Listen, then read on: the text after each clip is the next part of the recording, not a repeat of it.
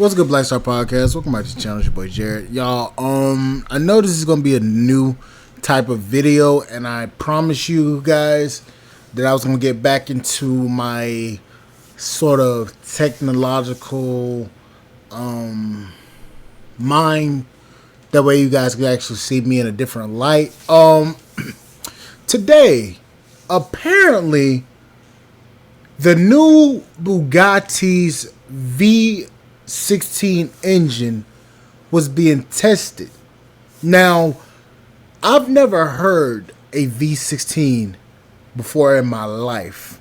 I've heard a V12. I've heard a Chevy V12, LS V12 run. I've heard Ferraris. I've heard all of these different type of cars. I've never heard a V16 engine run. Now, on top of that, Bugatti's also going to be adding a hybrid system to this new Chiron replacement. Now, this V16 is going to be naturally aspirated, and this thing sounds like Warhammer's going insane. I don't know what it is, but this thing sounds so beautiful. So let me just pull up an article right quick before I show you the video. Now, ooh, my God, that thing sounds so beautiful. Okay, so let me share this. Now, this is coming from IG. Listen to this work of art. You're not really supposed to do this, but come with me.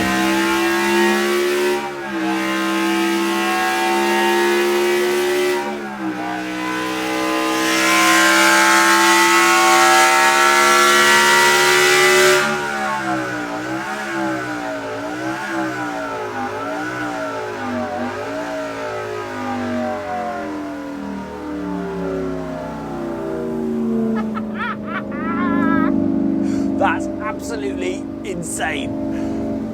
I'm sort of struggling to process what that sounds like. Obviously it sounds like a multi-cylinder engine, but if you think about something like a V12, that's like almost like a dentist drill. It's really up here. This is a V16 and it's almost got two notes going at the same time, so it's quite bassy. When you open that door, you feel it in your chest. It's like, what? And my favourite engine ever is a V8. I'm not too keen on V12s because I think they're a bit too toppy. This is like a blend of both of them. Sort of that offset V8 thub, but then got F1 vibes. That is a proper sounding motor. You're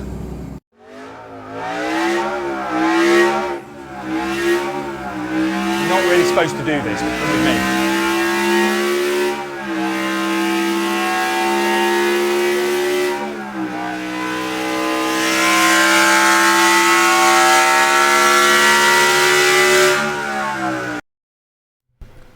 Okay, so I'm sorry if you guys, your ears are starting to ring a little bit.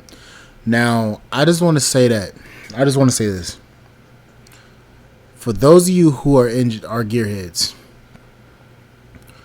y'all gonna agree with what I'm saying. It sounds like a symphony. It sounds fucking perfect. I'm sorry, excuse the F-bomb. It sounds so perfect. Like, it sounds like an LS, but with more top end. But it sounds I don't know what it is. It sounds better than the LS. It sounds so good. Oh my God, that gave me chills down my spine. So okay, so this is it. Whenever the computer wants to act right. Okay, so this is it. The brand new 1775 horsepower V16 engine Bugatti Tourbillon.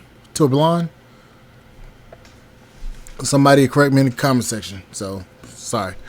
3 electric motors, some batteries, one massive internal combustion engine, huge power, much speed. Welcome to Bugatti's latest chapter.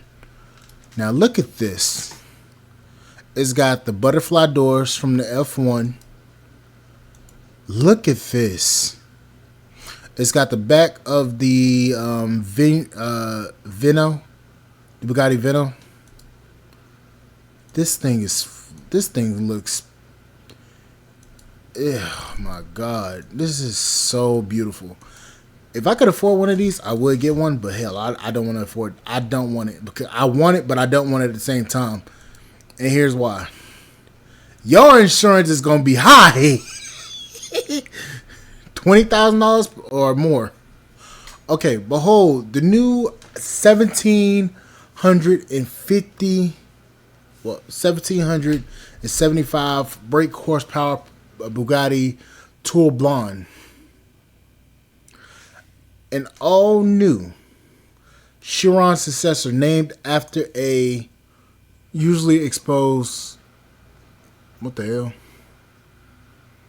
mechanism in silly money watches that counters the negative effects of gravity.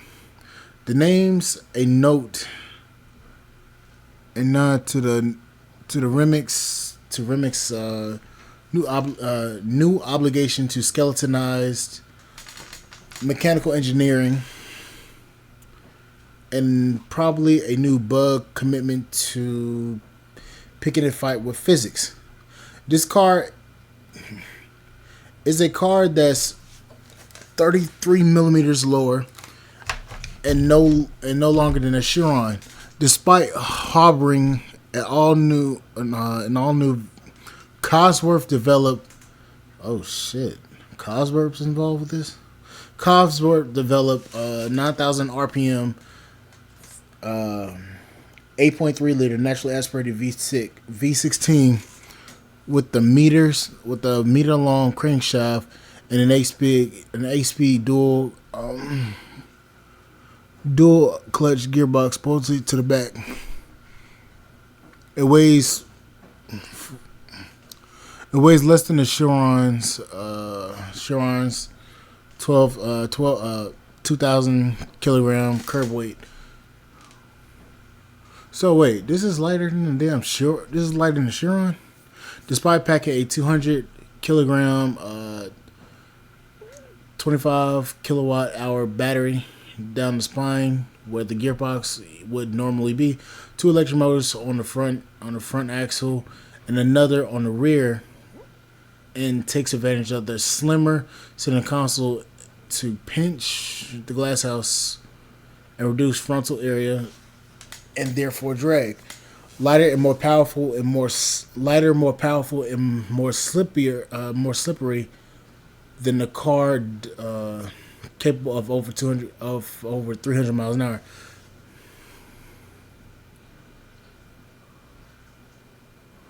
The Tourbillon, impossible say without a French, most like croissant.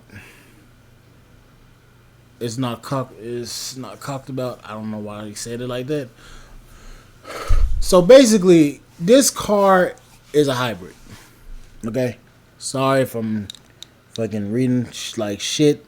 My fucking glasses is terrible, so excuse that.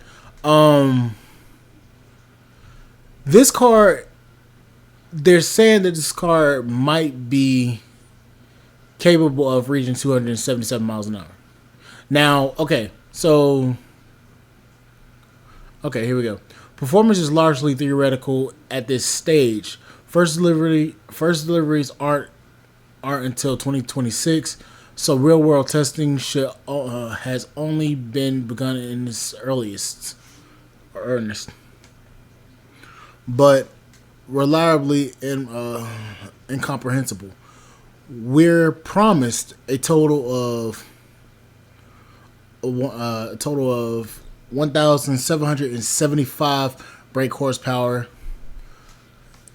total. So 986 brake horsepower will come from the engine. 789 horsepower will come from the triple E motor system, meaning without waking the V16 from its slumber, you will have four-wheel drive, a 60-kilometer EV only range, Ferrari 812 superfast levels of grunt and happy neighbors. Yeah, maybe. Top speed is limited to 445 kilometers an hour or 277 miles an hour, which should keep you covered day to day. But clearly, there's more to give. Okay. Will they go after a new top speed record? Most likely, because it's fucking Bugatti. Of course, they're gonna go after. If you go 300 miles an hour in a fucking hybrid, of course they're gonna go. They're gonna do it. Koenigsegg did it with the damn Jesko, but I don't think the Jesko is a hybrid. I think the Jesko is a full. Hold up, let me look that up. Wait a minute. Let's confirm that, because I know the Regera is a hybrid. Is the Koenigsegg Jesko a hybrid? That was shitty. Is the Koenigsegg Jesko a hybrid? Okay, so no, the Koenigsegg Jesko is not a hybrid, but it does have a 5-liter twin-turbo V8 that can produce 1,280 horsepower on gasoline and 1,600 horsepower on E85. The Jesko also has a 9-speed Koenigsegg light-speed transmission system that can quickly change gears from any position, across any position. I would love to have one of these. I swear to God, I would love a fucking Jesko. So, okay. So, basically, this car is... Wait a minute. Hold up. Wait a minute.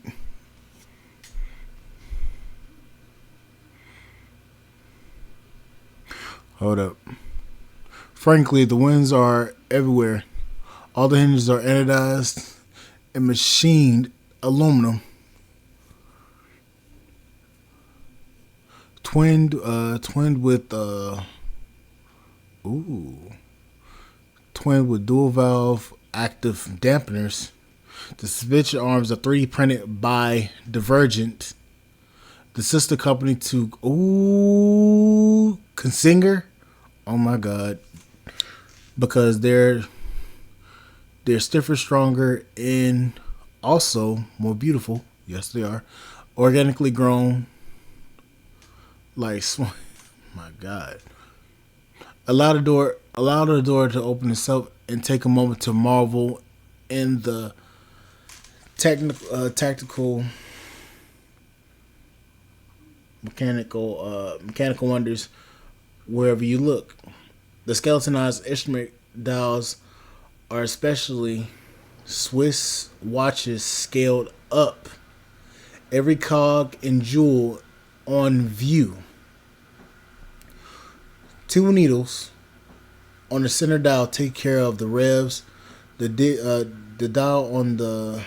dial goes to 10,000 RPM and speeds all the way up. All the way to 550 kilometers an hour, aka 342 miles an hour. Oh my Jesus.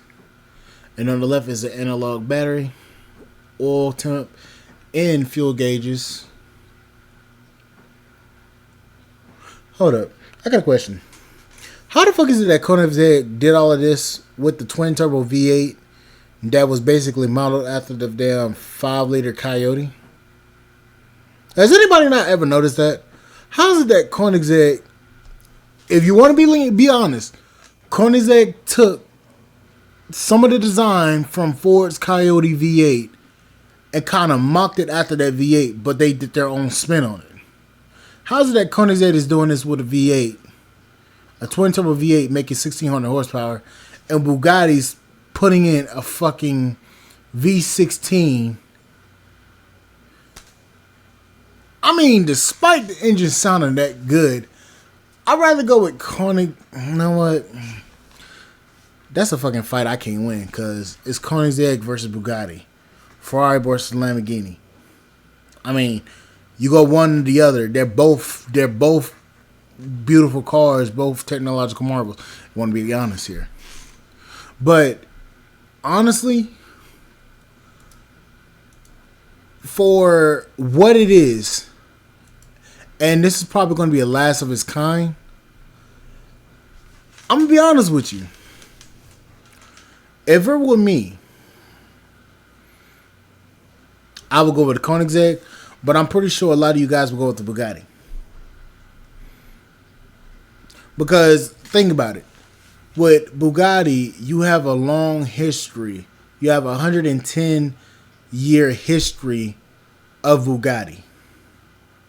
Koenigsegg, yes, is a relatively new company, but Koenigsegg is doing a lot more things. And especially since the Koenigsegg Jesko Absolute is a 300-plus mile-an-hour car with the engine literally half this size of this engine.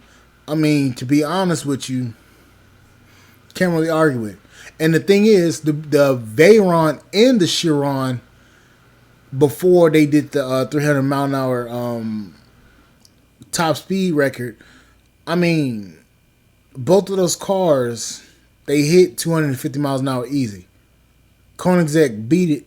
Koenigsegg, hold up. Let's go back to this. Which Koenigsegg model beat the Bugatti? Hold up, wait. Hold up, wait. Let me do it again. Which Koenigsegg model beat? God damn, this fucking. I fucking hate Google sometimes.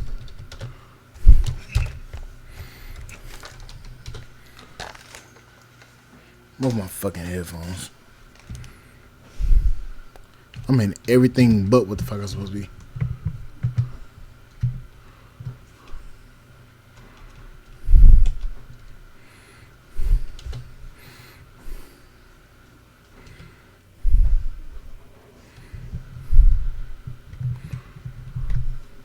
I think it was the Agera. Yep. The Agera RS hit 277.9 over 2 runs, beating the Bugatti Veyron. Beating the Bugatti Veyron 6.4 Super Sport record speed of 267 miles an hour. That stood since 2010, and they beat that back in 2017, and it's been going ever since. So, and all in all, what's going on with this new Bugatti? I'm gonna say this: I'm impressed. I can't argue with the fact that this is going on. I can't argue with it. And the thing is, I'm excited because it's bringing a lot more technology into the world. Just think about it. If you have a multi-million dollar Bugatti with a V16 that's never been done before, what do you think they're going to do in the future? And that's the honest question. What do you think all of these other car companies are going to do? We're already hearing about Cadillac entering the market soon. So what's next? Personally, I would get the Koenigsegg because not many people talking about Koenigsegg like that, but they are extremely rare and they're extremely popular, or they're extremely rare. That would be me, because I don't want anybody talking about a fucking Bugatti. Yeah. But anyways, like, share, subscribe to the channel, support the podcast, and Spotify.com. We'll see you guys on the flip side. Thank you guys for listening, and I'll catch you guys later. Bye, guys.